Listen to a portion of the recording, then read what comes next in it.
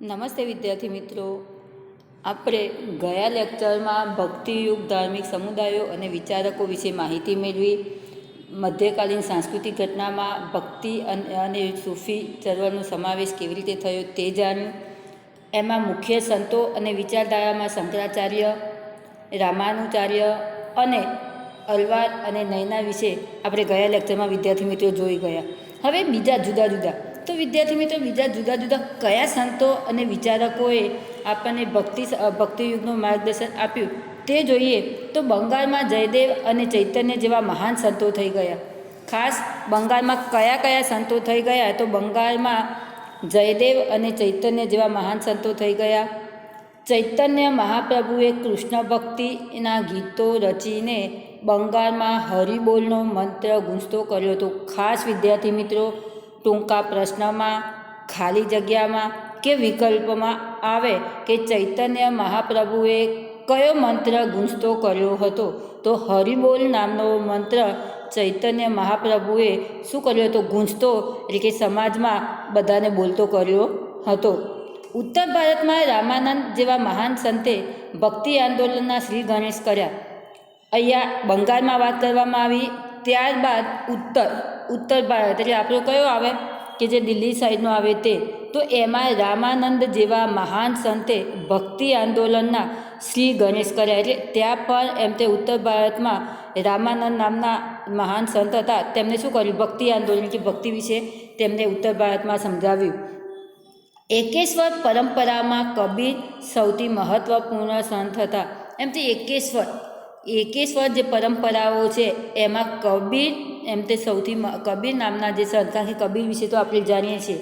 આપણે ગુજરાતમાં આવેલો ભરૂચ જિલ્લામાં નર્મદા નદી પર જે આપણો સૌથી મોટો કબીરવડ છે, એ કબીરવડનું મૂળ કોને રોપ્યું હતું? આ કબીરે જ રોપ્યું હતું. તો આ કબીર જે છે એ પણ એમ તે મહાન અને મહત્ત્વપૂર્ણ ભક્તિયુગમાં એમનો પણ ફાળો એમ તે મહત્ત્વનો હતો અને મહાન સંત થઈ ગયા. તેઓ વ્યવસાયે વણકર હતા. તો આ જે કબીર છે, ખાસ વિદ્યાર્થી મિત્રો, કે કબીર જે છે એ ભરેલા નહોતા અને સાથે સાથે એ પોતે કયો ધંધો કરતા હતા? વણકરનો. વણકર એટલે જે કાપડ વણે તે. તો આ આપણને ચિત્રમાં પણ વિદ્યાર્થી મિત્રો બતાવેલું છે, જો કે કાપડ કેવી રીતના વણતા હોય છે તે. તો એ વણકરનો ધંધો કરતા હતા. બીજક તેમનો કવિતા સંગ્રહ છે. વિદ્યાર્થી મિત્રો, તમને પહેલાં એક ખાસ કહી દઉં કે આપણે અહીંયા કયા ગ્રંથો કયા સંતોએ રચ્યા એ ખાસ આપણે જોવાનું છે. તો અહીંયા કબીરે કયો કવિતા સંગ્રહ રચ્યો? તો બીજક. જ્યારે ચૈતન્ય મહાપ્રભુએ કયો રચ્યો? તો હરિબોલ નામનો મંત્ર. તો ખાસ આવા ટૂંકા પ્રશ્નો ઉપર તમારે વધારે ભાર દેવું. બીજક તેમનો કવિતા સંગ્રહ છે. શીખોના પવિત્ર ગ્રંથ ગુરુ ગ્રંથ સાહેબમાં તેમની કવિતાઓનો સમાવેશ કરેલો છે. તો અહીંયા શું કહે છે કે કબીરે પણ એમ તે શીખોનું જે પવિત્ર ગ્રંથ છે, શીખોનું જે પવિત્ર ગ્રંથ, કેમ આપણું રામાયણ અને મહાભારત છે, એમ શીખોનું પવિત્ર ગ્રંથ કયું આવે? ગ્રંથ સાહેબ. તો આ ગ્રંથ સાહેબમાં ગુરુ ગ્રંથ સાહેબ, તો આ ગુરુ ગ્રંથ સાહેબમાં પણ એમના કબીરની શું છે? કબીરની કવિતાઓનો એમ તે સમાવેશ તેમાં પણ કરવામાં આવેલો છે. સંત રૈદાસ તેમના ગુરુભાઈ હતા. તો કબીરના ગુરુભાઈ કોણ હતા? તો સંત રૈદાસ જે છે એ શું હતા? કબીરના ગુરુભાઈ હતા. તે પણ કબીરની જેમ ગૃહસ્થી અને નિર્ગુણ શાખાના સંત હતા. એમ તે આ રૈદાસ છે એ પણ ગૃહસ્થી એટલે કે ઘર સંસારમાં રહીને ભક્તિ કરે તે. તો આ રૈદાસ છે તે પણ ગુરુભાઈ, કોના ગુરુભાઈ? કબીરના. એટલે કબીરના બંને ગુરુભાઈ હતા. અને તે પણ કબીરની જેમ, કારણ કે કબીર પણ ગૃહસ્થી જીવન જીવતો હતો, મહેનત કરતો અને પોતાનું જીવન ચલાવતો અને ભક્તિ કરતો. એમ રૈદાસ પણ પોતે પોતાનું ગૃહસ્થ જીવન જીવતા અને સાથે સાથે એ પણ શું કરતા? ભક્તિમાં જોડાયેલા હતા. હવે રૈદાસે એક પંક્તિ આપણને વિદ્યાર્થી મિત્રો આપી છે. સાધુ એસા ચાહીએ જૈસા સુભાય, સાર કો ગહી રહે થોથા દેઈ ઉડાય. એમ તે સાધુ, અહીંયા સાધુની વિદ્યાર્થી મિત્રો વાત કરવામાં આવી છે કે સાધુ કેવો હોવો જોઈએ? તો સાધુ એસા ચાહીએ, સાધુ એવો હોવો જોઈએ જૈસા સુભાય. એમ તે કેમ બે પ્રવાહી જે હોય સૂપ હોય તો એની અંદર બધા મિશ્રણ આપણે જે સૂપ કરીએ છીએ તો એની અંદર કેવા બધા શું હોય છે મિશ્રણ થઈ જતું હોય છે, કાં તો સૂપ એટલે તો એની અંદર કેવું મિશ્રણ થઈ જતું હોય છે. એ રીતે આ સાધુ સંતો જે છે તો સાર કો ગહી રહી સાર કે પોતાના સારાંશ પોતાની જે વાતો છે એ શું કરે બધે ફેલાવે. થોથા દેવી ઉડાય એમ તો થોથાની કોઈ જરૂર નથી, માત્ર પોતાની વાણીથી જ પોતે બીજાને માત્ર શું માર્ગદર્શન આપે તો જ એમ તે સાચો સંત કે સાધુ કહેવાય. માત્ર થોથા લખી અને થોથા ફેરવે સાચો સંત કહેવાય નહીં. ગુરુ નાનક શીખ ધર્મના સ્થાપક હતા. ખાસ વિદ્યાર્થી મિત્રો અહીંયા શું કહે છે, ગુરુ નાનક શીખ અહીંયા શું આપ્યું છે, શીખોના પવિત્ર ગ્રંથમાં ગુરુ ગ્રંથ સાહેબમાં એમ તે કબીરે શું હતું પોતાના કવિતા સંગ્રહની કવિતાઓનો સમાવેશ કર્યો હતો. પરંતુ અહીંયા ગુરુ નાનક શીખ ધર્મના શું હતા, શીખ ધર્મના સ્થાપક કોણ હતા એ તમારે પ્રશ્ન આવે તો ગુરુ નાનક શીખ ધર્મના સ્થાપક હતા. તેઓ નિર્ગુણ શાખાના સંત હતા. એમ તે નિર્ગુણ શાખાના કોઈ પણ લાલચ વિનાની એમને પોતાની શું કર્યું હતું, આશ્રમની સ્થાપના કરી હતી કે નિર્ગુણ શાખાના એમ તે સંત હતા. એમના શિષ્યો શીખ કહેવાતા. એમ તે આ ગુરુ નાનકના જે શિષ્યો હોય તો એ શિષ્યો પણ કેવા કહેવાતા હતા, શીખ. એમ તે એમના માર્ગદર્શન રીતે સેવા અનુયાયી કહેવામાં આવે કે શિષ્યો કહેવામાં આવે. તો આ જે શિષ્યો કે અનુયાયીઓ હતા એ કેવા હતા, શીખ તરીકે ઓળખાતા હતા. ગુરુ ગ્રંથ સાહેબ તેમનો પવિત્ર ધર્મગ્રંથ છે. એમ તે ગુરુ નાનકનો પવિત્ર ધર્મગ્રંથ કયો છે તો ગુરુ ગ્રંથ સાહેબ. મેં તમને હમણાં જ કહ્યું કે ગુરુ ગ્રંથ સાહેબ એ ગુરુ નાનકના શીખ ધર્મનો ગ્રંથ છે, પરંતુ માત્ર કબીરે શું કર્યું, એમાં કવિતાઓની રચના કરી હતી. ઉત્તર ભારત અને રાજસ્થાનમાં તુલસીદાસ, સૂરદાસ અને મીરાબાઈ વૈષ્ણવ ભક્તિ આંદોલનના મહત્ત્વપૂર્ણ સંતો હતા. અહીંયા શું કહે છે આપણને હવે ઉત્તર ભારત, તો ઉત્તર ભારતની વાત કરવામાં આવે તો ઉત્તર ભારતમાં એમ તે રાજસ્થાનમાં તુલસીદાસ, સૂરદાસ અને મીરાબાઈ, તો આ પણ વૈષ્ણવ ભક્તિના મહત્ત્વપૂર્ણ સંતો થઈ ગયા. તુલસીદાસ યુવાનીમાં જ સાધુ બન્યા હતા. એમ તો તુલસીદાસ જેવા જે સંત છે એ માત્ર નાની વયે જ શું કર્યા હતા, સંત થઈ ગયા હતા. તેમણે રામચરિત માનસ અને વિનય પત્રિકા જેવા લોકપ્રિય ગ્રંથોની રચના કરી હતી. તો આ તુલસીદાસ છે તો તુલસીદાસે મહત્ત્વપૂર્ણ બે કયા ગ્રંથો રચ્યા, તો તુલસીદાસે રામચરિત માનસ અને વિનય પત્રિકા જેવા લોકપ્રિય ગ્રંથોની રચના કરી. તુલસીદાસનો ગ્રંથ રામચરિત માનસ આજે પણ એટલો જ લોકપ્રિય છે. એમ તે તુલસીદાસનો જે રામચરિત માનસ છે કે રામ વિશેનું એમને જે ગ્રંથ લખ્યો છે એ આજે પણ લોકોમાં પ્રિય એટલે વધારે પ્રિય થઈ ગયેલો છે. ગુજરાતમાં ભક્તિરસથી પ્રજાને તરબોળ કરવામાં 15મી સદીમાં થઈ ગયેલા સંત નરસિંહ મહેતાનો ફાળો અનન્ય છે. હવે આપણે ગુજરાતની વાત કરવામાં આવે તો ગુજરાતમાં કયા સંત થઈ ગયા તો નરસિંહ મહેતા. અને નરસિંહ મહેતા કઈ સાલમાં તો 15મી સદીમાં. તો 15મી સદીમાં એમ તે નરસિંહ મહેતા જે થઈ ગયા અને એમના જે પદો છે તો એ પદોથી નરસિંહ મહેતા આપણા ગુજરાતના સૌથી લોકપ્રિય કવિ કે સંત થઈ ગયા હતા. નરસિંહ મહેતા ઈસવીસન 1412થી ઈસવીસન 1480 ગુજરાતી ભાષાના આદિ કવિ છે. ખાસ વિદ્યાર્થી મિત્રો તમારે જીકેમાં પણ આવી શકે કે નરસિંહ મહેતાને કયા ઉપનામથી ઓળખવામાં આવે છે, તો નરસિંહ મહેતાને આદિ કવિ તરીકે પણ ઓળખવામાં આવે છે. તેમનું મૂળ વતન નરસિંહ મહેતાનું મૂળ વતન તળાજા ભાવનગર કે ભાવનગરના તળાજામાં હતું. પછી જૂનાગઢ આવી વસેલા તેમના જ્ઞાન અને ભક્તિપૂર્ણ પદો અને પ્રભાતિયાએ જનસમાજ પર ઊંડી અસર કરી છે. એમ તે ત્યાર પછી એમ તે ભાવનગરના તળાજામાં એમનું મૂળ વતન હતું. તો ત્યાર પછી તેમને શું કર્યું કે જૂનાગઢ આવીને વસે અને જૂનાગઢ આવીને વસી અને તેમને શું કર્યું કે ભક્તિપૂર્ણ પદો અને પ્રભાતિયા. તો ભક્તિપૂર્ણ પદો અને પ્રભાતિયાથી જનસમાજમાં એમની ઊંડી એટલે લોકો પર તેમનો ઊંડો પ્રભાવ પડે, એટલે કે લોકોમાં વધારે પડતા શું થયા? માન મેળવતા થયા, લોકોમાં વધારે એમને પ્રતિષ્ઠા મળી. નરસિંહ મહેતાનું વૈષ્ણવજન તો તેને કહીએ એ ભજન આજે પણ લોકપ્રિય બન્યું છે. તે નરસિંહ મહેતાનું જે વૈષ્ણવજન તો તેને કહીએ, કારણ કે વિદ્યાર્થી મિત્રો એ તો આપણને પણ ખબર છે. તો આ જે વૈષ્ણવજન, કારણ કે અમુક વખતે આપણને એ ના ખબર હોય કે વૈષ્ણવજનની રચના કોને કરી છે, તો વૈષ્ણવજનની રચના નરસિંહ મહેતાએ કરી છે. તો વૈષ્ણવજનનું જે ભજન છે એ આજે પણ લોકપ્રિય છે. તેઓ સંસારી હોવા છતાં સંસારના રંગોથી પર હતા. એમ તે નરસિંહ મહેતા પણ કેવા હતા? સંસારી હતા. એમની પત્ની હતી, 2 બાળકો હતા, છતાં પણ એ શું હતા? સંસારના રંગોથી પર એટલે કે સંસારમાં રહેવા છતાં, બાળકો હોવા છતાં, પત્ની હોવા છતાં, ઘરમાં રહેવા હોવા છતાં એ સંસારથી કેવા રહેતા? થોડા દૂર. એટલે કે સંસાર પ્રત્યે એમને વધારે પડતું શું હતું? વધારે રસ હતો નહીં. માત્ર શામાં રસ હતો? માત્ર ભક્તિમાં જ રસ હતો. તેમને છૂતાછૂત અને જ્ઞાતિભેદનો વિરોધ કર્યો હતો. નરસિંહ મહેતાએ શાનો વિરોધ કર્યો હતો? વિદ્યાર્થી મિત્રો ખાસ પ્રશ્નમાં આવે કે નરસિંહ મહેતાએ શાનો વિરોધ કર્યો?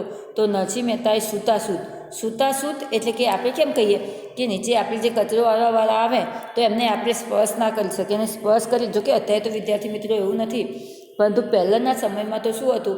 જે વાળું લેવા માટે આવે, કચરો લેવા માટે આવે, તો એને આપણે સ્પર્શ કરીએ તો આપણે શું કરવામાં આવે? આપણે ઘરમાંથી જે લોકો હોય એ પાણીનો છંટકાવ કરી અને આપણને પવિત્ર કરે, આવું લોકો માનતા હતા. તો એમને છૂતાછૂત અને જ્ઞાતિભેદ એટલે કે ઊંચ નીચના ભેદભાવ, કે આપણે બ્રાહ્મણ છીએ, પટેલ છીએ, દરબાર છીએ, પછી વણકર છે, તો આવા જે જ્ઞાતિભેદો હતા, તો જ્ઞાતિભેદનો નરસિંહ મહેતાએ શું કર્યો? વિરોધ કર્યો. તેઓ સૌના ઘેર ભજન કરવા જતા. નરસિંહ મહેતા શું કરતા? એમ તે કોઈ એવું નહીં કે એકના ઊંચી જ્ઞાતિના લોકોના ઘરે જે બોલાવે તેમના ઘરે શું કરતા? ભજન કરવા માટે જતા. હરિનું ભજન કરનાર તેમને મન હરિનો જન હતો. એમ તે જે હરિનું ભજન, માત્ર કોઈ ઊંચ નીચના ભેદભાવ સિવાય જે વ્યક્તિ ભગવાનનું ભજન કરે, હરિ એટલે ભગવાન, તે જે વ્યક્તિ ભગવાનનું ભજન કરે તે હરિનો જન એટલે કે હરિનો માણસ કહેવાતો. પક્ષાપક્ષીમાં નહીં પરમેશ્વર, સમદ્રષ્ટિને સર્વ સમાન. તેમને કૃષ્ણ ભક્તિનો મહિમા ગાતા કહ્યું છે કે શ્રી કૃષ્ણની ભક્તિના સહારે મનુષ્ય ગમે તેટલી આપત્તિઓ પાર કરી શકે છે. તો શું કહે છે? પક્ષાપક્ષીમાં નહીં પરમેશ્વર. પક્ષાપક્ષી એટલે કે ભેદભાવ. તો ભેદભાવમાં પરમેશ્વર કોઈ દિવસ રહેતો નથી, કે પરમેશ્વર એટલે કે ભગવાનની કોઈ દિવસ આપણને સહાય મળતી નથી. તો પક્ષાપક્ષી નહીં પરમેશ્વર. જ્યાં પક્ષાપક્ષી હોય ત્યાં ભગવાન હોતો નથી. સમદ્રષ્ટિને સર્વ સમાન. સમદ્રષ્ટિ બધા જો એક જ સમાન માનવામાં આવે તો જ એમ તે બધા એક જ સમાન માનવામાં આવે તો જ ભગવાનનો વાસ થાય છે. તેમને કૃષ્ણ ભક્તિનો મહિમા ગાતા કહ્યું છે. તેમને કૃષ્ણની ભક્તિ, કારણ કે ખાસ વિદ્યાર્થી મિત્રો, નરસિંહ મહેતાએ કોની ભક્તિ કરી છે? તો નરસિંહ મહેતાએ કૃષ્ણની ભક્તિ કરી છે. તો કૃષ્ણની ભક્તિનો મહિમા ગાતા કહ્યું છે કે શ્રી કૃષ્ણની ભક્તિના સહારે મનુષ્ય ગમે તેવી આપત્તિઓ પાર કરી શકે છે. એમ તો જો શ્રી કૃષ્ણની ભક્તિ કરીએ તો ગમે તેવી આપત્તિઓ આવે તો પણ આપણે શું થઈ જાય છે? આપણા દુઃખ દૂર થઈ જાય છે. તેમનું જીવન આનું ઉત્તમ ઉદાહરણ છે. તેમના પદો પ્રભાત્યા તરીકે જાણીતા હતા. એમ તો તેમનું જીવન, કારણ કે ખાસ વિદ્યાર્થી મિત્રો તમે જાણ્યું હશે કે સાંભળ્યું હશે કે નરસિંહ મહેતા જોડે કોઈ પૈસો હતો નહીં, છતાં હુંડીનો પ્રસંગ, એમની પુત્રીનો મામેરાનો પ્રસંગ, કુંવરબાઈનું જે મામેરું કહેવાય છે તે, તો આ બધા જે પ્રસંગો છે એ ભગવાને શું કર્યું હતું? અને શ્રાદ્ધનો પ્રસંગ, તો આ બધા જે પ્રસંગો છે ભગવાન પોતે આવી અને શું કર્યા હતા? પાર પાડ્યા તરીકે પોતે જાતે આવી અને પ્રસંગો પૂરા કર્યા હતા. તો એ શું કહે છે કે કૃષ્ણની ભક્તિથી એ એમ તે પોતે ભગવાન સાક્ષાત્કાર હોય છે અને ભગવાન આપણને પૂરી સહાય કરતા હોય છે. નરસિંહ મહેતાના પદો પ્રભાત્યા તરીકે જાણીતા છે. નરસિંહ મહેતાએ જે પદોની રચના કરી છે, તો આ પદો જે છે એ શાના નામે ઓળખાય છે? પ્રભાત્યા તરીકે ઓળખાય છે. રાજકુમારી મીરાબાઈ મહેતા રાજવીના પુત્રી હતા. હવે મીરાબાઈ વિશે વિદ્યાર્થી મિત્રો, તો રાજકુમારી મીરાબાઈ જે છે એ એમ તે મહેતા રાજવીના પુત્રી હતા. તેમના લગ્ન મેવાડના રાજ પરિવારમાં થયા હતા. કારણ કે આ શું કહેવામાં આવે, રાજા રજવાડા. મીરાબાઈ રાજા રજવાડાની એક પુત્રી હતી અને તેમના લગ્ન પણ મેવાડના સમાજમાં રાજ પરિવારમાં શું કરવામાં આવ્યું હતું, કરવામાં આવ્યા હતા. તે નાનપણથી જ કૃષ્ણ ભક્ત હતા. તે નાનપણથી જ તે કૃષ્ણ ભક્તિમાં તલ્લીન હતા. શ્રી કૃષ્ણને તે ગિરિધર ગોપાલના રૂમમાં પૂંજતા હતા. શ્રી કૃષ્ણને તે પોતાના રૂમમાં એક મૂર્તિ પોતાની સાથે રાખી અને ગિરિધર ગોપાલ તરીકે એ શું કરતા હતા, કૃષ્ણને પૂંજતા હતા કે પૂજન કરતા હતા. મીરાબાઈ એક ભક્ત કવિત્રી હતા. તે મીરાબાઈ પણ નરસિંહ મહેતાની જેમ એક કવિત્રી, કારણ કે નરસિંહ મહેતા એક કવિ તરીકે અને મીરાબાઈ એક ભક્ત કવિત્રી તરીકે હતા, જેમણે ગુજરાતી અને હિન્દી ભાષામાં પદો રચ્યા છે. મીરાબાઈએ ગુજરાતી ભાષામાં અને હિન્દી ભાષામાં પદો રચ્યા છે, જ્યારે નરસિંહ મહેતાએ માત્ર ગુજરાતી ભાષામાં પદો રચ્યા છે.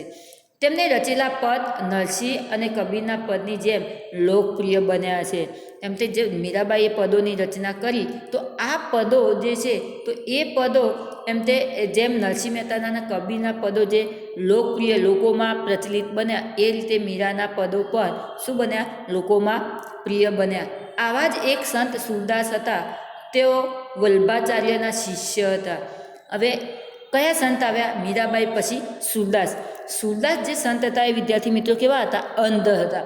પોતે બંને આંખે જોઈ શકતા હતા નહીં. તો આવા જ એક સંત તે સુરદાસ, તેઓ વલ્ભાચાર્યના શિષ્ય. સુરદાસ કોના શિષ્ય હતા? તો વલ્ભાચાર્યના શિષ્ય હતા. વ્રજમાં રહીને તેમને શ્રી કૃષ્ણના પદો રચ્યા છે. વ્રજમાં એટલે કે આપણે મથુરા, ગોકુળ ને વૃંદાવન જે કહીએ એ બાજુનું જે એરિયા આવે તે, તો એ બાજુ રહી અને એમને શું કર્યું છે? સુરદાસે પોતાના પદોની રચના, શ્રી કૃષ્ણના પદોની રચના કરી છે. અખિલ બ્રહ્માંડમાં એક તું શ્રીહરિ, જુજવે રૂપે અનંત ભાષે. દેહમાં દેવ તું, તેજમાં તત્વ તું, શૂન્યમાં શબ્દ થઈ વેદવા છે. તો અહીંયા સુરદાસે જે પંક્તિ આપણને આપી છે એમાં ભગવાન વિશે શું કહે છે? અખિલ બ્રહ્માંડમાં. અખિલ બ્રહ્માંડ એટલે કે આખા વિશ્વમાં એક તું શ્રીહરિ. કારણ કે આર્યે તમારી 12મામાં કવિતા આવે છે વિદ્યાર્થી મિત્રો, આર્યે ગુજરાતીમાં. તો અખિલ બ્રહ્માંડમાં એક તું શ્રીહરિ, તે આખા વિશ્વમાં એક ભગવાન તું જ છે. જુજવે રૂપે અનંત ભા છે. જુજવે એટલે કે જુદા જુદા રૂપમાં બધાને શું થાય છે? તું દેખાય છે. દેહમાં દેવ તું, તેજમાં તત્વ તું. દેહમાં દેવ તું, આ પોતાના દેહ એટલે શરીર, પોતાના શરીરમાં દેવ થઈને, તેજમાં, તેજ એટલે પ્રકાશ, તો પ્રકાશમાં તત્વ થઈ. કારણ કે વિદ્યાર્થી મિત્રો તમે વિચારો કે આ સૂર્ય ઉગે છે, આ બ્રહ્માંડની રચના થઈ છે, એ આપણી કોઈ રચના કરવા ગયા છે? એ ભગવાનની જ રચના કહેવામાં આવે છે. તો આના કારણે શું કહે છે? તેજમાં તત્વ તું એટલે કે પ્રકાશમાં તત્વ રૂપે તું દેખાય છે. શૂન્યમાં શબ્દ થઈ વેદવા છે. શૂન્યમાં શબ્દ થઈ એટલે કે સાવ શૂન્ય, સાવ શું હોય? સાવ સાયલેન્સ હોય અને સાવ સમાજમાં કંઈ ના હોય, તો એમાં વેદ એટલે ગ્રંથ થઈ અને તું તે બધાને શું કરે છે? વેદ થઈ અને તું બધાને શું કરે છે? બધાને પોતાના જીવન વિશેની માહિતી આપે છે. મહારાષ્ટ્રમાં ભક્તિ આંદોલન ઉત્તર ભારતની બરાબર સાથે ચાલતું હતું. હવે મહારાષ્ટ્રની વાત કરવામાં આવે, સુરદાસ વલ્ભાચાર્યની વાત થઈ. હવે મહારાષ્ટ્રમાં ભક્તિ આંદોલન ઉત્તર ભારતની બરાબર સાથે ચાલતું હતું. તો આ બધું જે હતું એ આપણે શાની વાત કરી? ગુજરાતની, ઉત્તર ભારતની, રાજસ્થાનની. હવે મહારાષ્ટ્ર બાજુ એમાં પણ ભક્તિ આંદોલન બરાબર ઉત્તર ભારતની જેમ બરાબર ચાલતું હતું. પંઢરપુરનું વિઠોબા મંદિર તેનું મુખ્ય કેન્દ્ર હતું. મહારાષ્ટ્રમાં પંઢરપુર જે વિનોબાનું મંદિર છે એ અહીંયા મુખ્ય હતું. એમાં શું હતું? ભક્તિયુગની માહિતી સંતો આપતા હતા. જ્ઞાનેશ્વર મહારાષ્ટ્રમાં ભક્તિ આંદોલનના શ્રી ગણેશ થયા હતા. જ્ઞાનેશ્વર મહારાષ્ટ્રમાં ભક્તિ આંદોલનના શું કર્યા? શ્રી ગણેશ એટલે કે ભક્તિ આંદોલન ચાલુ કર્યું. ફક્ત 15 વર્ષની વયે તેમને ભગવદ્ ગીતા ઉપરની ટીકા જ્ઞાનેશ્વરી લખી હતી. એમ તે જ્ઞાનેશ્વર નામના મહારાષ્ટ્રના જે સંત છે એમને 15 વર્ષની ઉંમરે ભગવદ્ ગીતાનો જે ગ્રંથ છે એની ટીકા એટલે કે એની શું કરી હતી, એને ઉખેડી નાખી હતી અને જ્ઞાનેશ્વરી લખી હતી કે એમાં થોડી ભૂલો કાઢી હતી અને એની અંદર જ્ઞાનેશ્વરી એટલે કે જ્ઞાનનું લખાણ કર્યું હતું. નામદેવ યુવાનીમાં અધર્મ માર્ગે હતા, પરંતુ સાચી વાત સમજાતા તેઓ ધર્મના માર્ગે વળ્યા હતા. એમ તે નામદેવ યુવાનીમાં અધર્મના માર્ગે, નામદેવ નામના સંત છે વિદ્યાર્થી મિત્રો. તો આ નામદેવ નામના જે સંત છે એ યુવાની, કારણ કે યુવાની અવસ્થામાં કોઈ પણ ગમે તેવા માર્ગે જતું રહેતું હોય છે. તો એટલે કે ગમે ત્યારે કે ખોટા વિચારો કરે, ખોટા ધંધા કરે, એને શું કહેવામાં આવે, અધર્મ કહેવામાં આવે. તો નામદેવ યુવાની એમાં અધર્મના માર્ગે હતા, પરંતુ સાચી વાત સમજાતા તેઓ ધર્મના માર્ગે વળ્યા હતા. પરંતુ એમ તે ઉંમર થતાં એમને ભક્તિ વિશેની સાચી માહિતી મળતા તેઓ પણ શું વળ્યા, ધર્મના માર્ગે વળ્યા હતા અને મહારાષ્ટ્રના મહાન સંત ગણાયા હતા. અને મહારાષ્ટ્રના એમ તે મહાન સંતો વિદ્યાર્થી મિત્રો, મહારાષ્ટ્રના મહાન સંતમાં પહેલાં જ્ઞાનેશ્વર અને બીજા કયા આવ્યા, નામદેવ આવ્યા. એકનાથ પણ મહારાષ્ટ્રના મહાન સંત હતા. એકનાથ, હવે ત્રીજા, કારણ કે જ્ઞાનેશ્વર, નામદેવ અને એકનાથ. તો એકનાથ પણ એમ તે મહારાષ્ટ્રના મહાન સંત હતા. તેઓ ઊંચ નીચના અને નાત જાતના ભેદભાવનો વિરોધ કરતા હતા. તો આ એકનાથ છે, તો એકનાથ પણ એમ તે જે ઊંચ નીચની જ્ઞાતિઓ છે એમને અને નાત જાતના જે ભેદભાવો છે એમનો વિરોધ કરતા હતા. તેઓ સૌને સમાન માનતા હતા. તેઓ બધા માનવ જાતિને શું કરતા, બધા એક જ છે એવું તે માનતા હતા. તુકારામ મહારાષ્ટ્રના સંત કવિ હતા. હવે તુકારામ, તો તુકારામ પણ મહારાષ્ટ્રના સંત અને કવિ એટલે કે રચના જે કરે તે, તો કવિઓની કવિતાની રચના કરે છે. તો તુકારામ પણ મહારાષ્ટ્રના સંત કવિ હતા. તેમના રચેલા અભંગો ખૂબ જ જાણીતા છે. તેમના રચેલા અભંગો એટલે કે એમને જે રચના કરી છે અભંગોની, તે પણ શું છે, ખૂબ જ જાણીતી છે. સમર્થ ગુરુ રામદાસ શિવાજીના ગુરુ હતા. એમ તે આ જે તુકારામ છે એ ગુરુ રામદાસ શિવાજી જે છે એમના ગુરુ હતા. તેમણે આધ્યાત્મિક અને સાંસારિક જીવનને જોડવાનો પ્રયાસ કર્યો છે. એમને શું કર્યું, આધ્યાત્મિક એટલે કે માત્ર આ દુનિયામાં લોકોને સાચા માર્ગે દોરવા તે, તો એની સાથે સાથે સાંસારિક જીવનને, તો આધ્યાત્મિક, કારણ કે બધા જો સાધુ થઈ જાય તો સંસારમાં કોઈ રહે નહીં. તો આધ્યાત્મિક જે માર્ગદર્શન છે એને શામાં જોડવાનું, કે જે સંસારી જીવન જે છે એની સાથે જોડવાનો પ્રયાસ કર્યો છે. લોકોને ઉપદેશ આપવા તેમને દાસબોધ નામના ગ્રંથની રચના કરી હતી. તો ગુરુ રામદાસે સંત કવિ તુકારામે દાસબોધ નામના ગ્રંથની રચના કરી. તો વિદ્યાર્થી મિત્રો, મહારાષ્ટ્રના કયા કયા સંતો થઈ ગયા, તો મહારાષ્ટ્રના જ્ઞાનેશ્વર, નામદેવ, એકનાથ અને તુકારામ. તો આ જે સંતો છે એ કયા થઈ ગયા, મહારાષ્ટ્રના થઈ ગયા. હવેનું આપણે બીજા સૂફી આંદોલન કોને કહેવામાં આવે અને સૂફી આંદોલનથી આપણા સમાજ જીવન પર કેવી અસર થઈ તે આપણે આવતા લેક્ચરમાં જોઈશું. ધન્યવાદ.